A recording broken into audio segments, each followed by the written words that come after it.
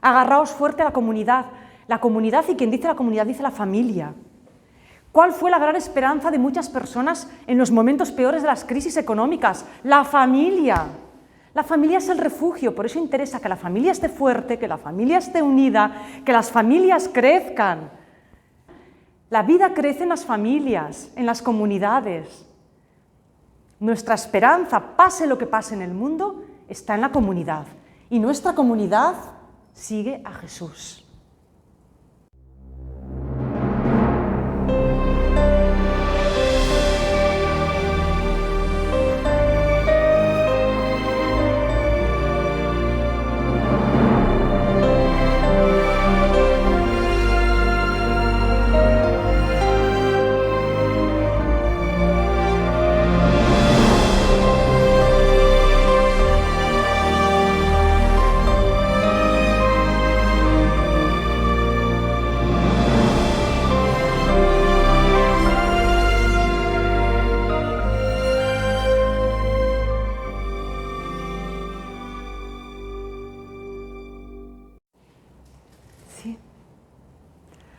Bueno, Jesús, tú venciste al mal una y otra vez.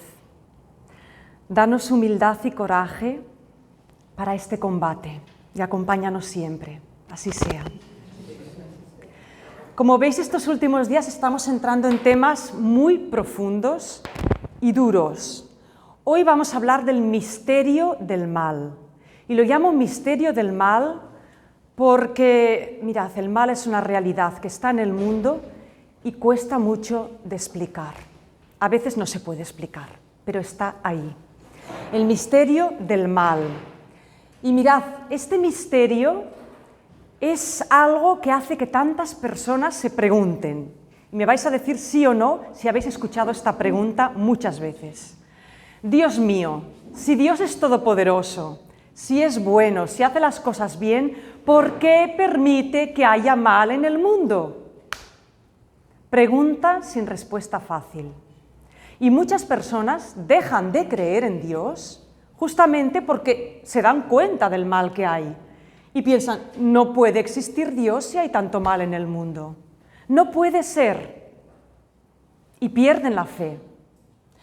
Entonces, desde el Evangelio, si lo leemos con calma, con profundidad, y hoy vamos a intentarlo, vamos a entender qué es este misterio del mal, que es una realidad que está ahí, innegable, que es un misterio porque no la podemos explicar siempre, pero también vamos a ver cómo se puede afrontar y vencer.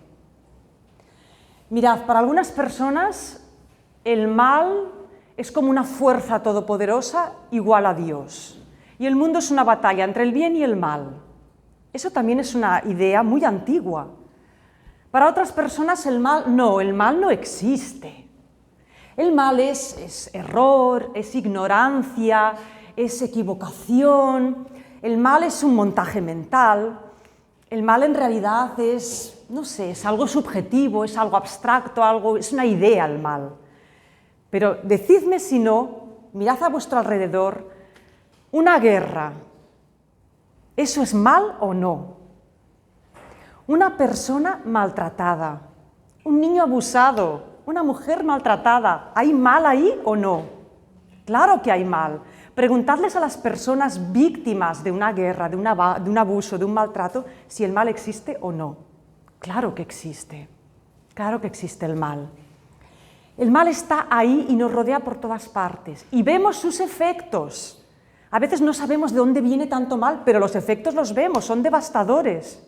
Hoy en el mundo hay dos cosas especialmente donde el mal es palpable, en las guerras y en las dictaduras. En los países que viven bajo una dictadura, el mal está planeando por todas partes, porque la gente lo pasa muy mal.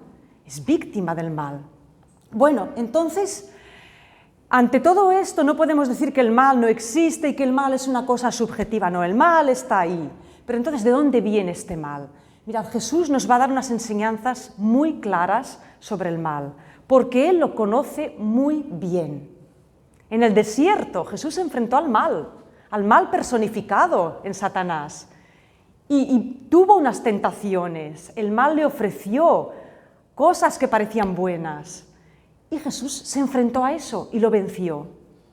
Jesús conoce muy bien el mal y sabe del mal por lo menos 5 cosas muy importantes que a nosotros nos tiene que quedar muy claras. La primera, que el mal no es una cosa ni natural, ni que forma parte de la creación porque sí, ni el mal es algo personal. El mal lo cometen personas. Siempre va asociado a una voluntad de hacer daño. El mal es personal. El mal es deliberado. Una persona que hace algo mal sin querer, eso no es un pecado. Una persona que por ignorancia mete la pata, eso tampoco es el mal. El mal es deliberado. Yo lo sé, soy consciente y lo hago. Por eso el mal va asociado con la libertad de las personas. Una persona que hace mal sabe muy bien lo que está haciendo. El mal hace daño, sobra que os lo diga. El mal destruye. Y hay veces que el mal se disfraza, el mal engaña. Parece una cosa buena, pero es una cosa mala. Parece algo benéfico, benévolo, incluso atractivo. Incluso es algo que puede revestirse como de belleza, de benevolencia. Engaña. Pero ¿cuál es el resultado del mal? Siempre es daño, siempre es destrucción, siempre es enfermedad, dolor, división. El mal hace daño. Pero la buena noticia, y Jesús también lo sabe, es que el mal no es todopoderoso, aunque lo parezca. El mal no es el que lo puede todo, el único todopoderoso en este mundo y en el otro es Dios. El mal no es todopoderoso, el mal se puede vencer. Y Jesús lo venció. Y lo venció Jesús antes de morir y antes de resucitar. Lo venció siendo completamente humano como nosotros. Jesús venció al mal con valor, con lucidez, con decisión, con voluntad, con virtudes y cualidades que están al alcance de todos. Con nuestra propia alma, con nuestra propia fuerza interior y con ayuda de Dios, que por eso rezamos y en el Padre Nuestro pedimos, Señor, líbranos del mal, no nos dejes caer en la tentación. Con ayuda de Dios y con nuestra propia fuerza interior, que nos la ha dado Dios, podemos vencer el mal en todas sus formas. Podemos. Por lo tanto, es verdad que el mal está ahí y hace mucho daño, pero se puede derrotar con un acto de libertad, de decisión. Claro que sí. Bien, pues os dije a los que tuvierais tiempo que leyerais una parte del capítulo 12 de Mateo. Hay otros capítulos de Lucas y de Marcos que hablan del mismo tema, pero como siempre os digo, Mateo es muy ordenado, lo recoge todo muy bien y vamos a seguir Mateo 12 a partir del versículo 22. Y vamos a ver en este capítulo diferentes formas del mal y qué dice Jesús. Vamos a empezar con una escena que nos impacta. Un endemoniado.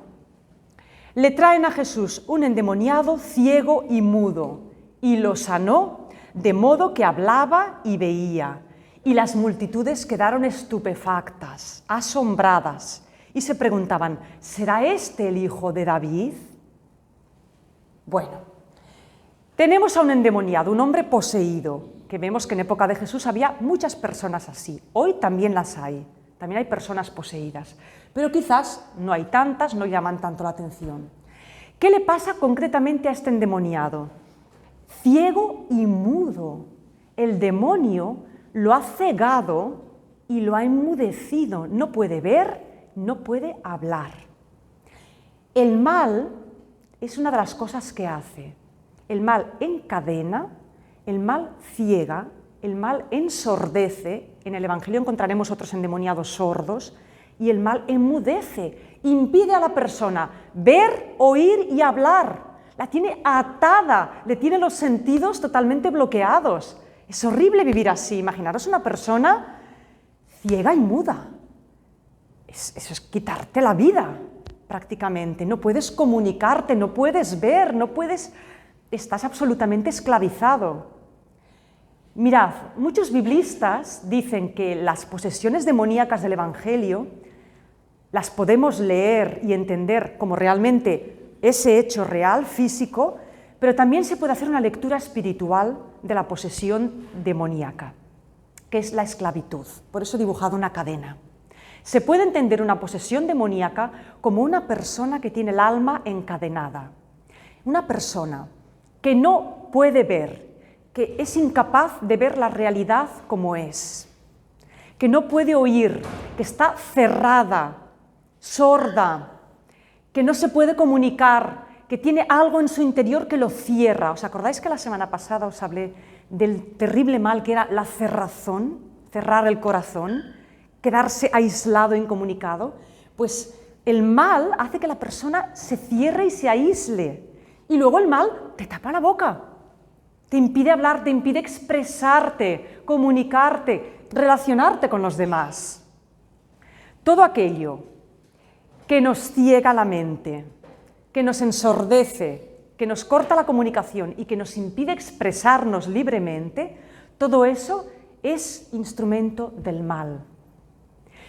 Y en el mundo lo vemos mucho hoy, por desgracia. Antes os hablaba de la guerra y de las dictaduras. ¿Qué hacen la guerra y las dictaduras? Aparte de las guerras matar directamente, pero las dictaduras, esos regímenes que esclavizan a la gente para someterla al poder de unos pocos, ¿qué hacen? Pues lo primero que hacen es, sí, cegar a la gente. ¿Cómo? Con la propaganda.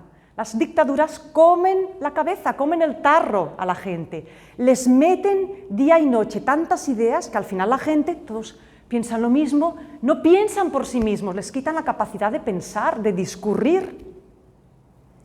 Comer el tarro, o sea, comer la mente, es una forma de cegar a la gente. ¿Qué más hacen las dictaduras? Ensordecer con su propaganda, con sus mensajes. ¿Qué más hacen? Tapar la boca. Todos habéis oído hablar de la censura. Muchos de los que estáis aquí habéis vivido una época bajo la dictadura hace años, y algunos quizás que venís de América, pues habéis conocido esa realidad en otros países o conocéis a personas que lo han vivido. La censura es enmudecer a la gente, es impedir que la gente exprese sus ideas, sus pensamientos, sus emociones, es impedir que la gente pueda disentir, opinar diferente, la diversidad de pensamiento y de opinión. Por eso las dictaduras son un instrumento del mal, porque ciegan, ensordecen y callan, enmudecen.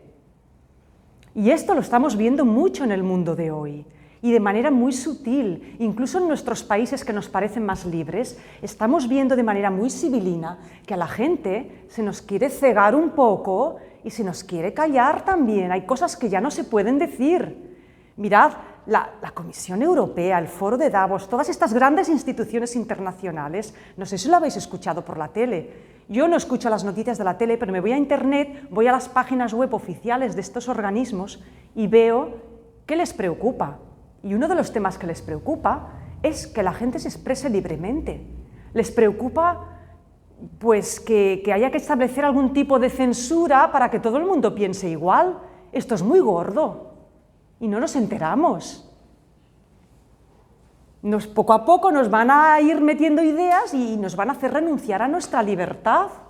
Y cuidado, porque los cristianos estamos amenazados, porque el cristianismo sin libertad no puede crecer.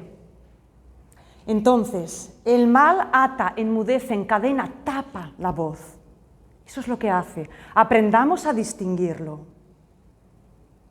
Cuando os decía que en nuestro mundo estas fuerzas del mal están muy sueltas, os voy a dar dos ejemplos muy tristes que están ocurriendo ahora mismo en Europa, en nuestro continente que parece tan civilizado. Bueno, en Europa ahora nuestros países se están preparando para la guerra. Nuestros gobiernos están recortando dinero y presupuestos, ¿sabéis de qué? De ayudas sociales. La Unión Europea ha recortado dinero, y lo sabéis bien los de Cáritas, para la compra de alimentos para las personas pobres, pero no ha recortado ni así, al contrario, ha ampliado presupuestos, ¿sabéis para qué? Para comprar armas.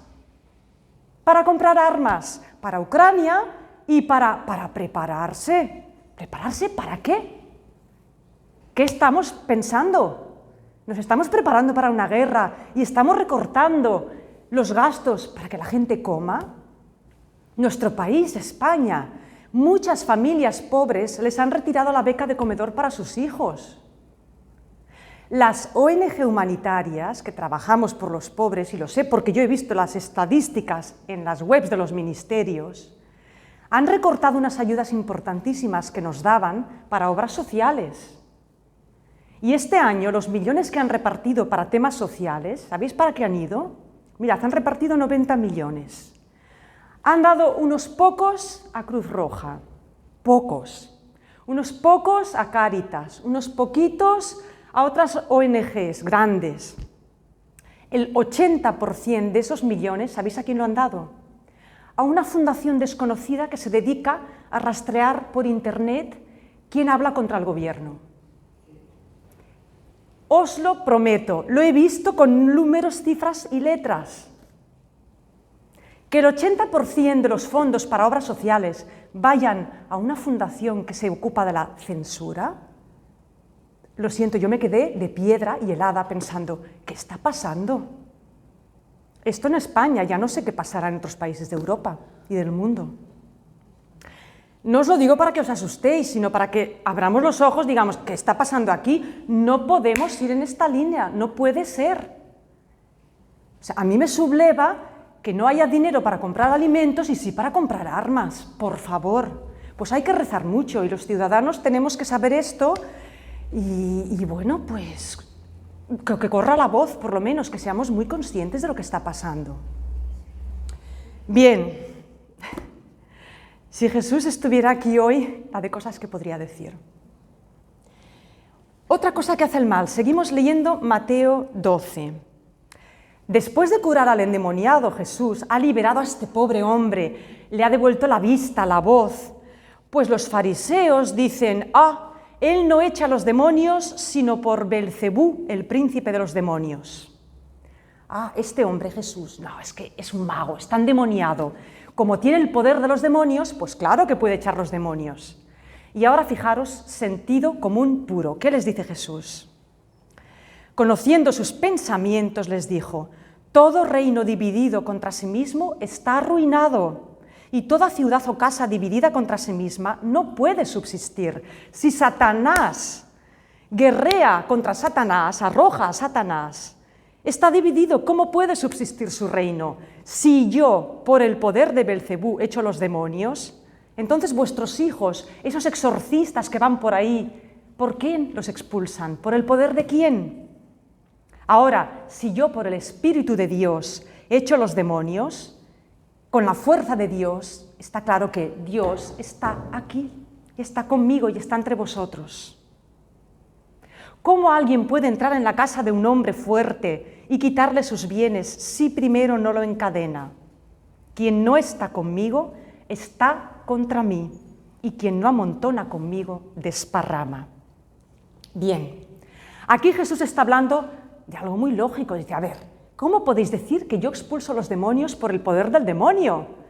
Satanás es muy malo y es listo, nunca se va a enfrentar a sí mismo, porque si se enfrenta está perdido. Jesús nos está hablando de la división. La división es letal y les pone esta reflexión, el demonio no se puede enfrentar a sí mismo porque si no pierde terreno. Los malos del mundo, gente, ¿por qué tienen tanto éxito? Porque están unidos y tienen muy claro lo que quieren hacer. Pero con esto Jesús nos está diciendo, bueno, ¿y vosotros qué? ¿Cómo estáis? La gente buena. A ver si resulta que los malos van a estar bien unidos por una causa, por su causa maligna, y las buenas personas estáis divididos. ¿Qué pasa cuando una casa está dividida, una familia está dividida, una sociedad está dividida? Va a la ruina. Y nos está avisando Jesús, cuidado con la división. Cuidado, porque así no vamos a ningún lado. Mirad, la palabra diablo viene del griego diabolos. Dia es división, partir en dos. El diablo es el que parte, el que divide, el que separa. Una división, una ruptura, una quiebra, un enfrentamiento Eso, nos guste o no, eso es obra diabólica. Todo lo que divide una familia, una comunidad, una iglesia, una sociedad, eso es trabajo del Mister Satanás. Así de claro. Lo diabólico es división y la división es ruptura, porque las personas no estamos hechas ni para la ruptura ni para la división. Tenemos un impulso bueno dentro de nosotras que nos lleva a la amistad, a la hermandad, a la comunión. Eso es lo que nos salva, eso es lo que nos refuerza. La división nos destruye. Y Jesús alerta, ni yo soy un demonio que voy contra los demonios, pero alerta, porque el demonio sí que os quiere a todos divididos y enfrentados. Cuidado, porque también se nos está arrastrando mucho a esto socialmente, y la propaganda va por aquí, y la política va mucho por aquí. Venga división, venga enfrentamiento. ¡Ay! Pues por ahí no vamos bien. Aunque pensemos diferente, aunque tengamos opiniones muy distintas, sepamos ver a la otra persona con respeto y con amor y con comprensión. No porque sea diferente es mi enemigo. No porque piense distinto es mi adversario. Yo siempre os lo he dicho, en esta parroquia hay personas muy diversas. Si ahora supiéramos a qué partido votan los feligreses de nuestra parroquia, nos encontraríamos a gente de todo el espectro político. Y os lo digo con total discreción, pero es que es así. Encontraríamos a gentes desde la más izquierda hasta la derecha, más derecha, desde los que están a favor de la independencia hasta los que no, que son España. Todos y todos podemos convivir, gente, bajo un mismo techo, haciendo algo bueno por los demás, y no pasa nada. Las ideas y los pensamientos, pues tenemos libertad para defender las que queramos, pero eso no nos tiene que dividir. Una verdadera comunidad admite la diversidad sin problema. ¿Cómo creéis que eran los apóstoles, los 12 que seguían a Jesús? Eran diferentes, bien diferentes unos de otros, y a veces se peleaban entre sí. Jesús les tenía que pegar bronca, los tenía que corregir y enseñarlos a ser fraternos. Eran muy diferentes los apóstoles de Jesús, incluso socialmente, eran de diferentes niveles sociales. ¿Cómo creéis que podían encajar unos pescadores del lago, que eran la clase obrera baja, con un recaudador de impuestos, que era un funcionario corrupto y acomodado? ¿Cómo pega eso? ¿Cómo liga? Pues Jesús los hizo encajar. Es que es así. Bueno, pues cuidado con la división, porque la división huele a azufre. Mala, no es buena. Seguimos adelante. Mateo 12, 31. Estas frases son muy fuertes y mucha gente no las entiende. Vamos a intentar explicarlas. Por eso os digo, todo pecado y toda blasfemia será perdonada a los hombres, pero la blasfemia contra el Espíritu no será perdonada. Y si alguno habla contra el Hijo del Hombre, esto le será perdonado, pero al que hablare contra el Espíritu Santo, no le será perdonado, ni en este siglo, ni en el venidero. ¡Qué fuerte! Jesús nos está hablando del pecado contra el Espíritu Santo, un pecado tan terrible que dice, es que no se puede perdonar, ni en este mundo ni en el otro. ¿Qué pecado será ese tan grande que ni siquiera Dios lo puede perdonar? ¿Qué será esto? Y claro, algunas personas se asustan y dicen, la blasfemia, todos esos que hablan mal, que insultan a Dios, que sueltan unos tacos terribles, esos están condenados. Mirad, la blasfemia de boca, que muchas veces es fruto de la ignorancia, de una mala educación, de la rabia de un momento, de la grosería, eso no es el pecado contra el Espíritu Santo. Tranquilos. Un ateo que no sabe lo que dice, bueno, el pecado contra el Espíritu Santo es, y fijaros lo que dice Jesús, todos los otros pecados se van a perdonar, todos, asesinatos, adulterios, robos, crímenes, todos menos este. ¿Qué será el pecado contra el Espíritu Santo? El pecado contra el Espíritu Santo es rechazar a Dios por lo que es, como Dios. Es decir, es negarse a Dios, Es decir, Dios, no quiero que entres en mi vida, no quiero tener nada que ver contigo y no quiero que tú seas lo que eres. Es decir, bueno, todopoderoso, Padre que me quieres y me quieres rescatar. Hay personas que podrían llegar libremente a decir, no quiero nada, ni siquiera la salvación.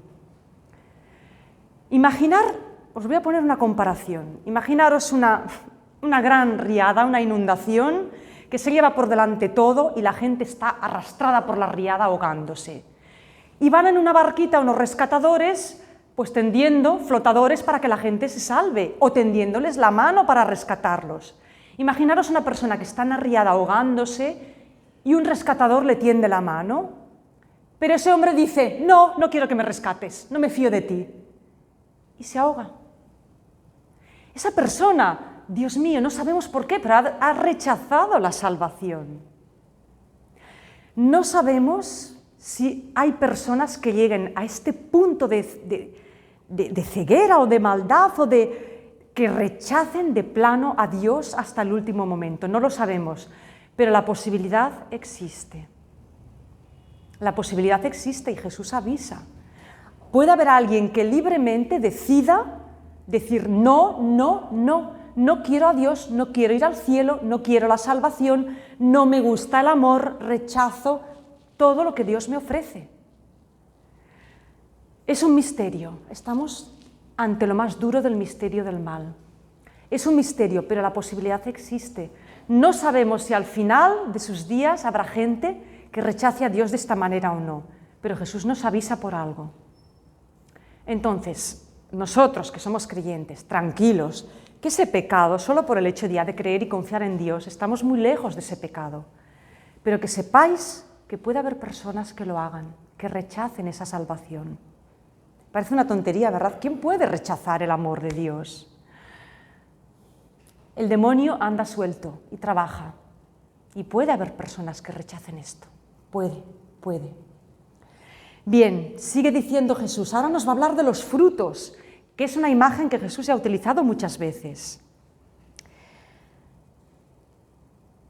Haced que el árbol bueno dé fruto bueno y el árbol malo fruto malo, porque por el fruto se conoce el árbol. Raza de víboras, ¿cómo podéis decir cosas buenas siendo malos? Porque la boca habla de la abundancia del corazón. De lo que está lleno el corazón, habla la boca. El hombre bueno de su tesoro de bondad saca el bien, el hombre malo de su tesoro de malicia saca el mal. De toda palabra ociosa que se diga, se deberá dar cuenta en el día del juicio. Según tus palabras serás declarado justo, según tus palabras condenado. Aquí Jesús nos está diciendo, mirad, ¿cómo sabremos si una persona es buena o no? Los frutos. Porque hay personas que engañan, parecen muy buenas y no lo son tanto. Y hay personas que a lo mejor nos parecen un cardo y resulta que esas personas en el fondo tienen una bondad y están haciendo cosas buenas de manera muy discreta. Es verdad. Los frutos, ¿cuáles son los frutos del bien? Los frutos de la bondad. Pues los frutos de la bondad son frutos que tienen que ver con la vida, con la verdad, con la belleza, con las obras buenas, con la caridad, con la unión. Los frutos, mirándoos por los frutos. Y luego, por supuesto, observad cómo habla la gente. Unas personas que están continuamente criticando, insultando, hablando mal, pensando mal, sospechando, pues si tienen la boca tan llena de calumnias y de críticas, madre mía lo que tendrán en el corazón. ¿Cuánta basurilla habrá dentro para que saquen tantas cosas, ¿no? Hay gente que se dice, es que sacan serpientes por la boca. Es muy expresiva la frase. Pues es que si sacas serpientes por la boca, madre mía lo que tienes dentro. A lo mejor lo tienes que sacar para quedarte limpio. Pero bueno, Jesús dice, vigilad qué es lo que estáis cultivando dentro de vosotros, porque es que se va a notar y eso se va a reflejar en vuestras palabras. Claro que sí, tarde o temprano. Podemos fingir un tiempo, pero al final acaba saliendo todo. Y podemos incluso decir palabras aparentemente buenas, pero engañosas, venenosas. Ojo que hay mentiras muy dulces, pero no son buenas. Bueno, Seguimos adelante. Los enemigos piden una señal, esto lo vimos el otro día. Los incrédulos piden una señal y Jesús les dice, pues no vais a tener señales del cielo, si no queréis creer, nunca vais a creer. Entonces, vamos a continuar con estas últimas frases que nos ha dicho Jesús antes. Mirad, perdona, en el versículo 30. Quien no está conmigo está contra mí, y quien no amontona conmigo desparrama. Esta frase es muy importante. Quiere decir que cuando Jesús nos invita, nos propone algo, hay que optar por él. Es una decisión nuestra. Y no podemos estar a medias. O estamos con él o estamos contra él. A dos aguas, yo no puedo estar con Jesús y no puedo estar dividiendo. No podemos estar con Dios y con el diablo. No podemos encender una vela a Dios y otra al demonio. No se puede. Hay que optar en esta vida. Y eso es otra decisión libre.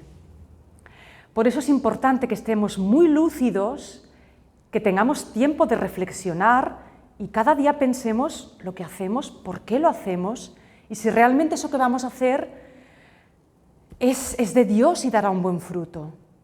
Porque muchas veces nos daremos cuenta de que hay cosas pues que no tenemos que hacerlas o no necesitamos hacerlas. Y hay cosas que queremos decir y que más vale callar. Seamos muy, muy conscientes y optemos siempre, ¿qué haría Jesús en mi lugar?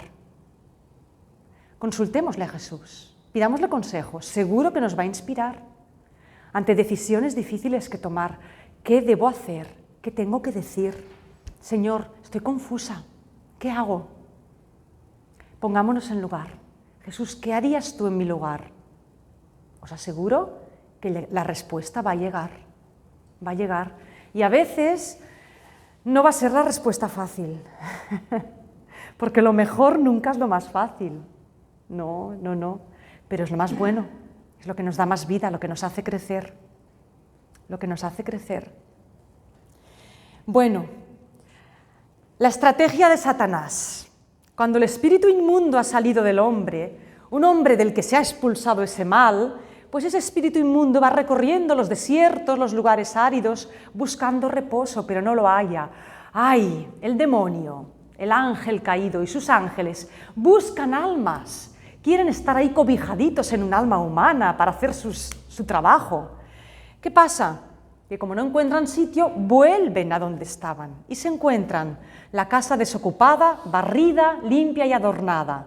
Entonces ese espíritu va y toma consigo otros 7 peores, entran y se aposentan allí.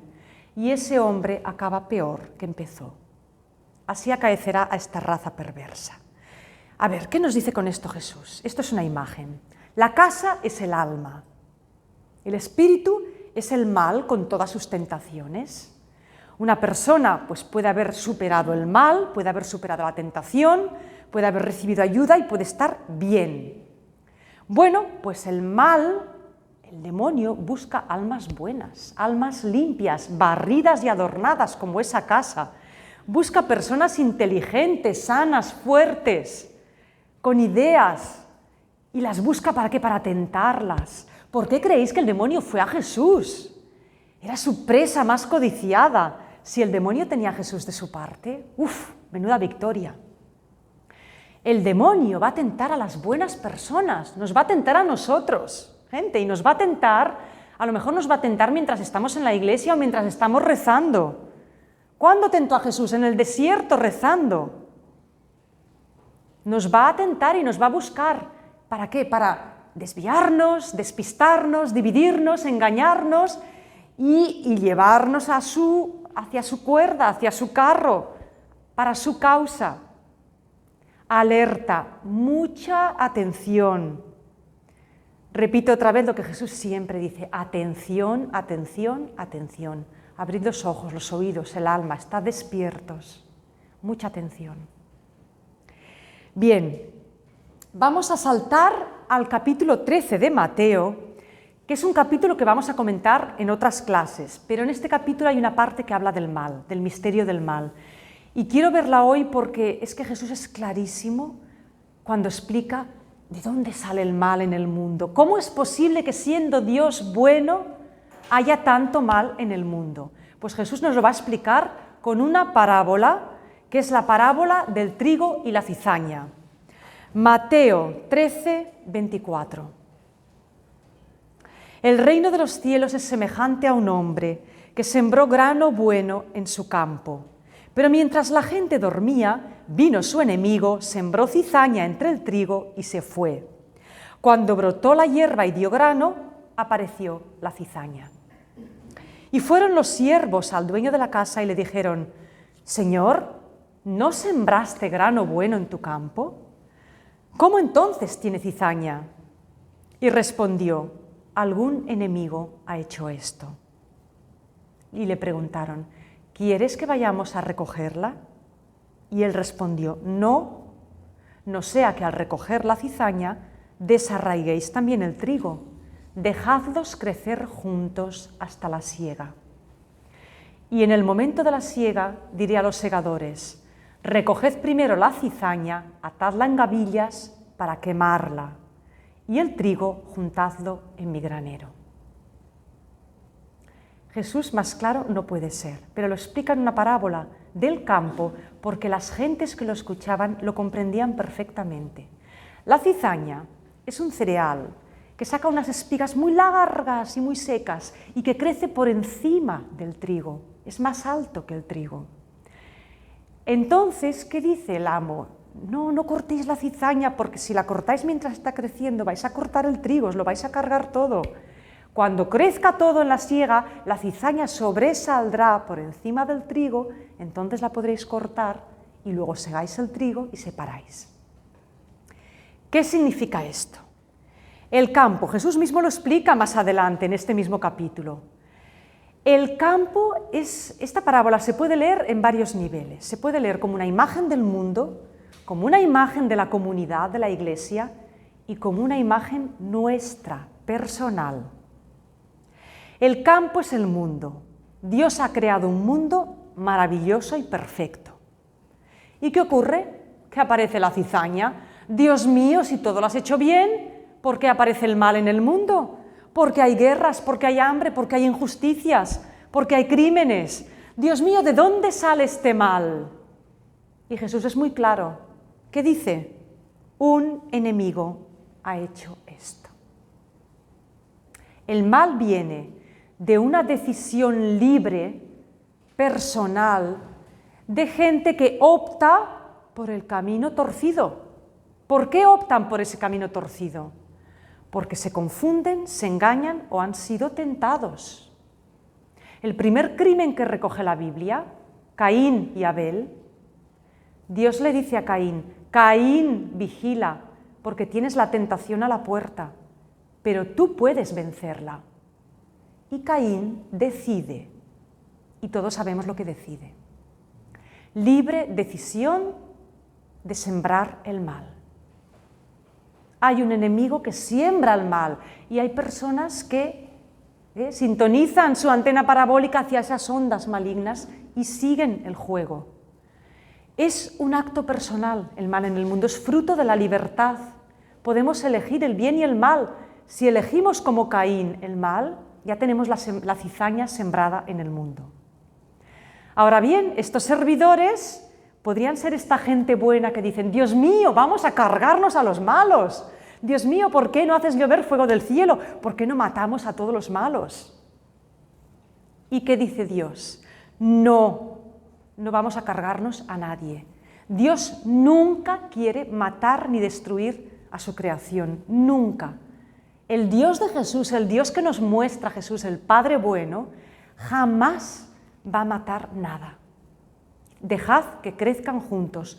Y por eso en nuestro mundo hay tanta gente buena y hay tanto mal. Todo junto. Ahí lo vemos. Bondad y guerra. Violencia y misericordia. Tanta solidaridad, tanta ayuda, tantas labores humanitarias y tanto horror y tanta violencia. Ahí está, el trigo y la cizaña. Es una imagen del mundo. Jesús, ya os lo digo, es muy realista. El mundo es un campo de trigo con cizaña, no es triguito limpio, no. Ahora bien, ¿qué dice el amo? llegará el momento de la siega. ¿Qué es el momento de la siega? El fin del mundo, y para las personas es el momento de nuestra muerte. Y bueno, pues sí, llegará un momento en que habrá un juicio final, que no sabemos cómo será, pero habrá una separación. Las personas que tengan bondad y hayan amado, pues irán al regazo de Dios. Los que rechacen radicalmente ese pecado que hemos visto contra el Espíritu Santo, pues esos se irán a la tortura eterna. En el ámbito personal, en nuestra alma también es un campo donde crecen semillas. Jesús nos ha sembrado semillas buenísimas. El Evangelio y la Biblia nos siembran la palabra de Dios. Y nosotros tenemos una tierra muy fértil, que es nuestra alma. Pero el maligno va y dice, voy a sembrar mis tentaciones, a ver si crecen. ¿De qué depende que crezcan o que no? ¿De qué depende? ¿De quién depende? De nosotros, de nosotros. Ahí está. Y somos libres. Dios no nos dice, haz esto, yo te obligo. No, no, no. Dios dice, hasta el día de tu muerte eres libre y tienes la opción de cultivar las semillas del bien o las semillas del mal, o las dos, si no lo sabes hacer mejor, pero piensa esto, que va a llegar un momento en que habrá que cribar, habrá que discernir. Dios respeta nuestra libertad. Y ahí está el misterio del mal en el mundo. ¿Por qué Dios no arranca las semillas del mal? Porque respeta profundamente nuestra libertad.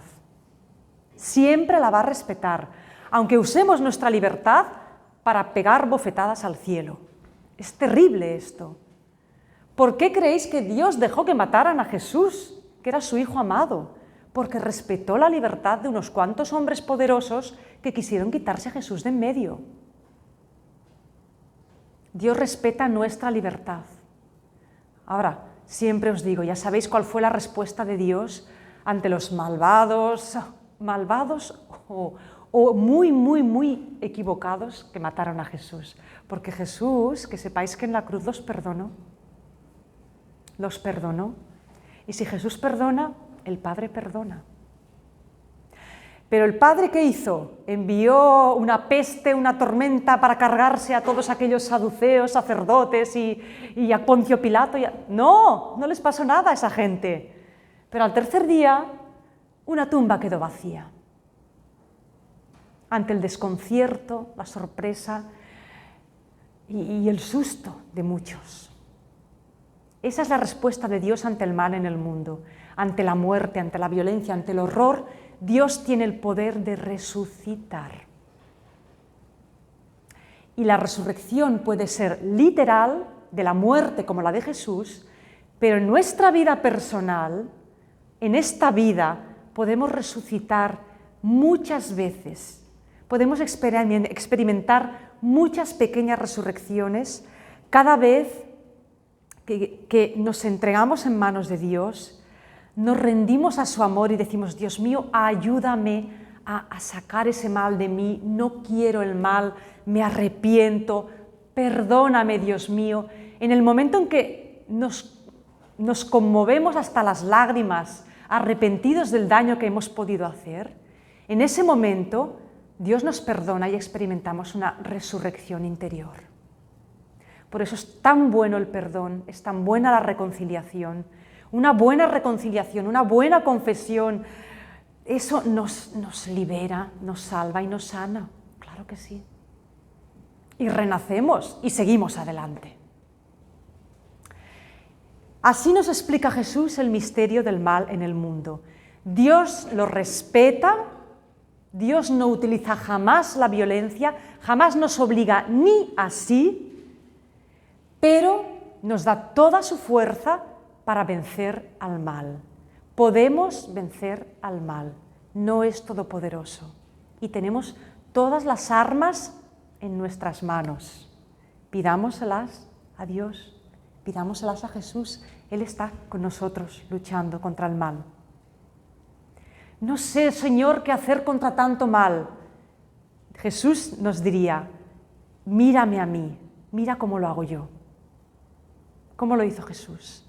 Sanando, perdonando, comprendiendo, escuchando, acompañando. Y cuando alguien lo rechazaba, ¿os acordáis? Os sacudís los pies y vais a otro sitio. Libres, libres y confiando en la enorme fuerza de Dios que nos quiere siempre.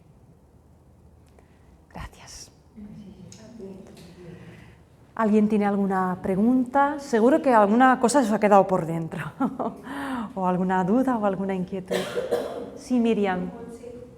Por ejemplo, las personas que ya en el lecho de muerte rechazan recibir, por ejemplo, el sacramento o el sacerdote que le da mucho. Sí. Ahorita un primo mío acaba de fallecer y dijo, a mí no me traigan el sacerdote. ¿No lo quería él o la familia?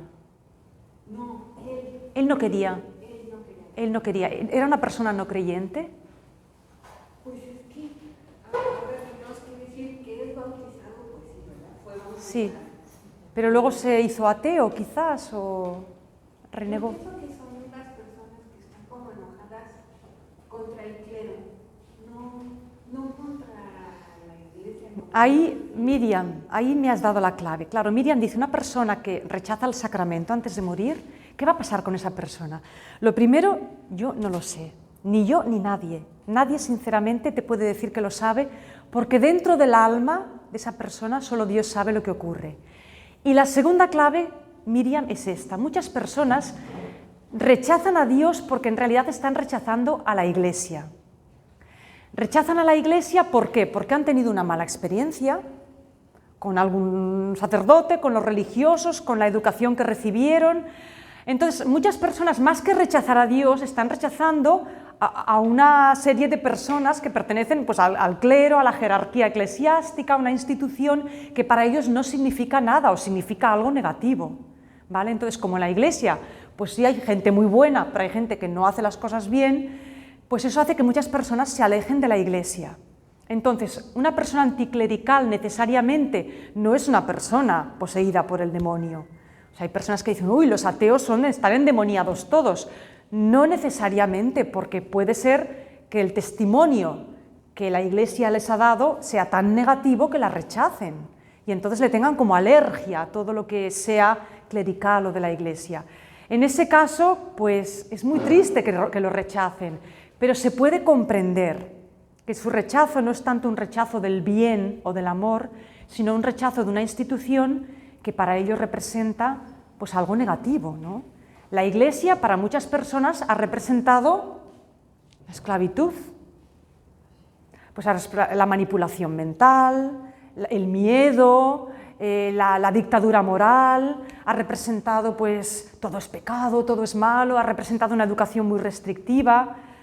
Entonces, claro, para esas personas la liberación ha sido dejar de creer, y ya está. Qué lástima, pero es así, eso pasa. Entonces, cuando nos encontremos ante el caso de una persona que le ocurra esto, rezad mucho por ella, rezad mucho, porque en el último instante solo Dios sabe lo que pasa en esa alma. Y si esa persona, por lo que sea, pues no va al cielo directamente, recordad que nuestra fe contempla un estado intermedio, que es el purgatorio.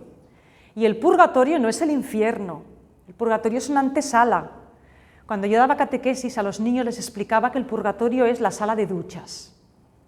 Tú tienes que ducharte para entrar en el banquete, que es el cielo, para entrar en la sala de fiestas. Entonces, pues hay gente que necesita ducharse bien y pasar un tiempo en las duchas.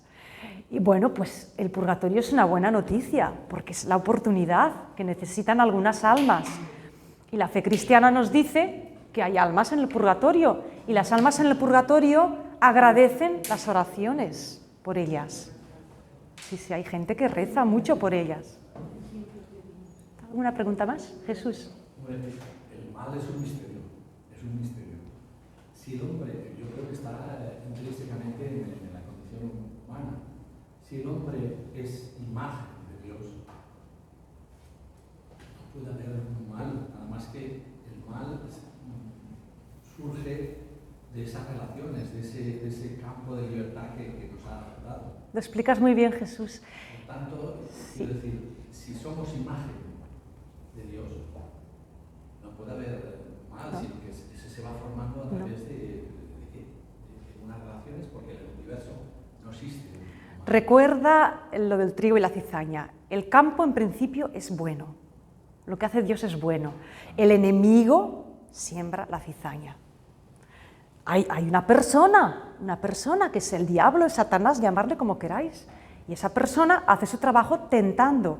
Y como tú muy bien dices, nuestra libertad y la posibilidad de poder elegir es lo que nos hace caminar en la cuerda floja.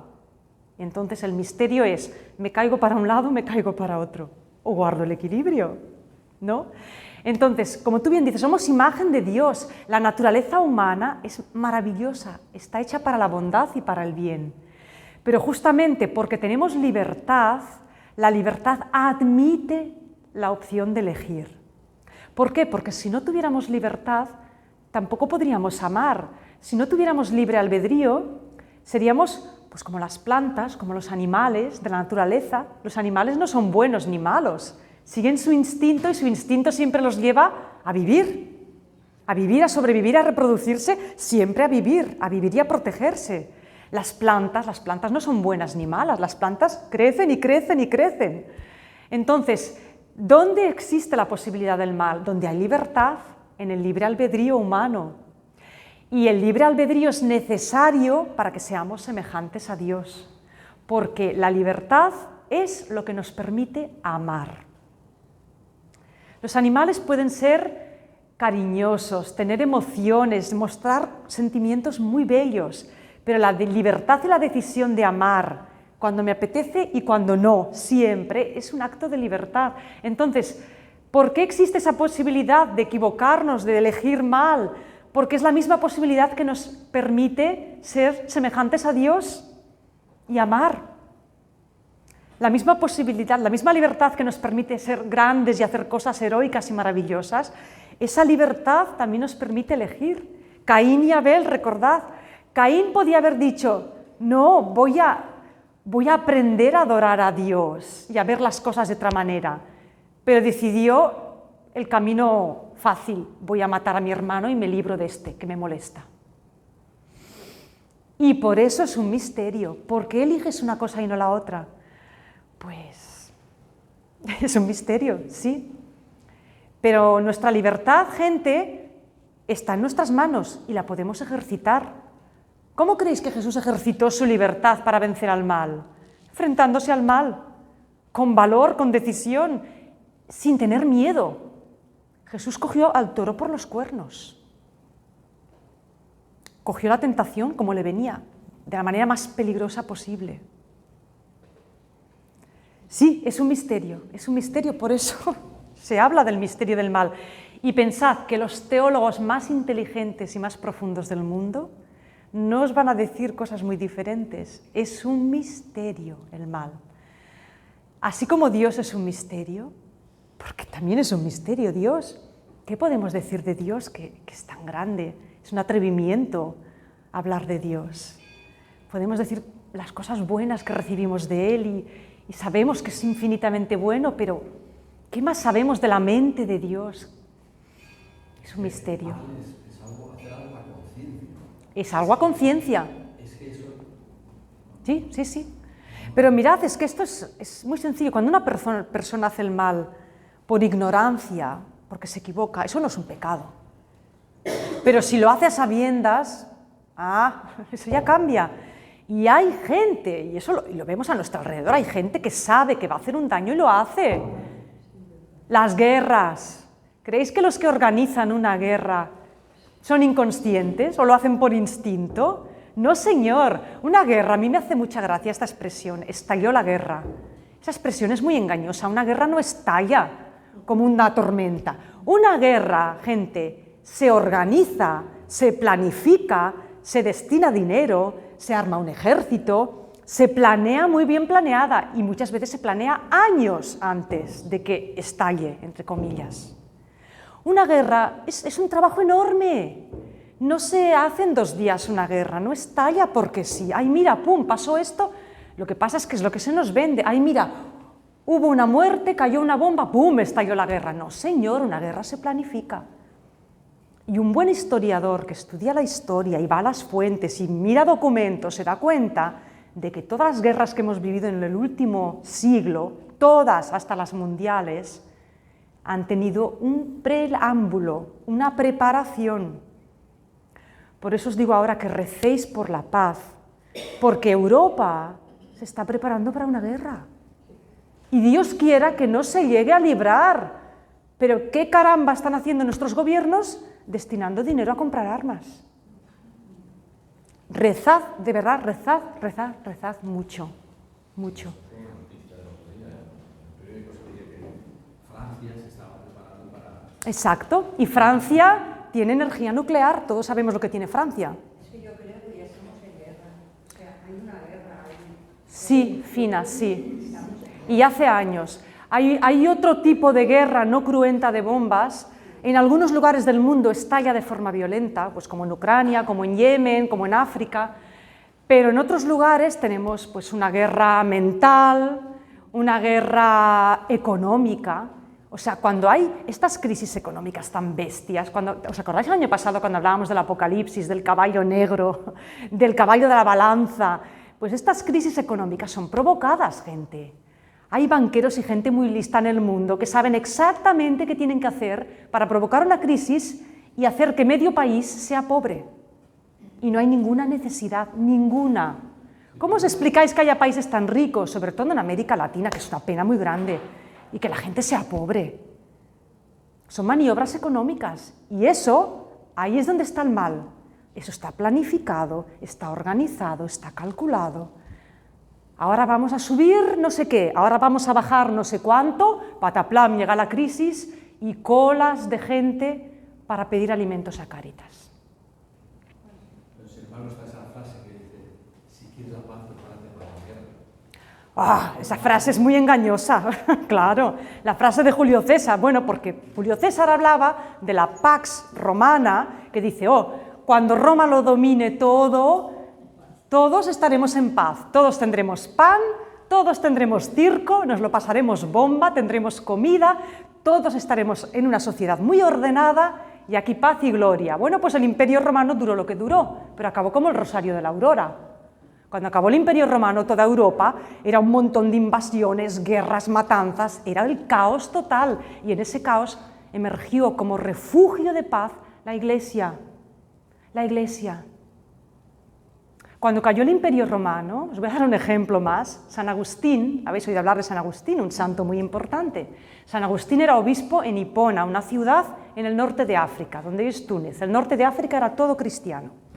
San Agustín, obispo de Hipona, pues acabó sus días, este hombre que le gustaba la paz y la Biblia, como obispo de una ciudad sitiada por tropas de vándalos que querían conquistar la ciudad pasando hambre, pobreza, los soldados defendiéndose como podían. ¿Sabéis lo que hizo San Agustín? Abrió el palacio episcopal y lo convirtió en un refugio para la gente, para dar de comer, para atender a los soldados heridos, para lo que sea. Y San Agustín pensaba, Dios mío, este mundo que yo he visto, yo nací en un imperio romano donde había cultura, donde había arte, donde había esperanza, este mundo se hunde. ¿Qué podemos hacer? Pues San Agustín supo qué podía hacer. Abrió las puertas de su casa y se dedicó a organizar un grupo de gente buena para dar de comer, para curar a los enfermos y para resistir hasta el último momento. Y la ciudad cayó y fue conquistada. Pero quizás, gracias a lo que hicieron Agustín y los cristianos de Hipona, el daño fue un poquito menor. Y hubo gente que sobrevivió y pudo continuar con esperanza. Cuando el mundo está tan mal como lo vemos ahora, ¿qué podemos hacer los cristianos? Comunidad. Comunidad. Organizarnos y hacer lo que podamos. Dar de comer, curar, ayudar, atender, lo que sea. Echar una mano. Ahí donde haga falta. Rescatar a la gente que se está ahogando en la riada. Siempre podemos hacer algo, incluso en las peores circunstancias. Y eso nos lo enseñan los santos, las personas que vivieron en medio de ese caos, los primeros cristianos. Podemos hacer algo, y mucho. Y recordad esto, nuestra salvación y nuestra esperanza está en la comunidad. ¿Por qué creéis que el padre Joaquín insiste tanto La parroquia somos una familia. No lo dice porque sean palabras bonitas, lo dice porque el padre Joaquín es muy consciente de cómo está el mundo y ve lo que sufre la gente. Él habla con muchas personas de aquí y de otros países y ve que esto va fatal. ¿Y cuál es nuestra esperanza? Pues el padre Joaquín es muy honesto y nos dice, la comunidad. Agarraos fuerte a la comunidad. La comunidad, y quien dice la comunidad dice la familia. ¿Cuál fue la gran esperanza de muchas personas en los momentos peores de las crisis económicas? La familia. La familia es el refugio, por eso interesa que la familia esté fuerte, que la familia esté unida, que las familias crezcan. No es una mentalidad del pasado, es pura supervivencia, es puro sentido común, es la vida. La vida crece en las familias, en las comunidades. Nuestra esperanza, pase lo que pase en el mundo, está en la comunidad. Y nuestra comunidad sigue a Jesús. Jesús formó una comunidad. Esos discípulos que lo seguían. Cuando Jesús envió a sus discípulos, ¿por qué los envió de 2 en 2? Porque 2 es una comunidad. Solos no, solitarios no vamos a salvar a nadie. 2 o más es una comunidad unida.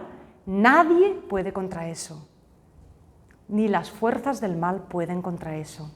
La Biblia tiene una frase preciosa, dice, 2 amigos unidos son como una fortaleza amurallada. Nadie los puede vencer, es una fortaleza inquebrantable. Recordad esto. Y así vencemos al mal. La unión es la fuerza, es la vida. Gracias.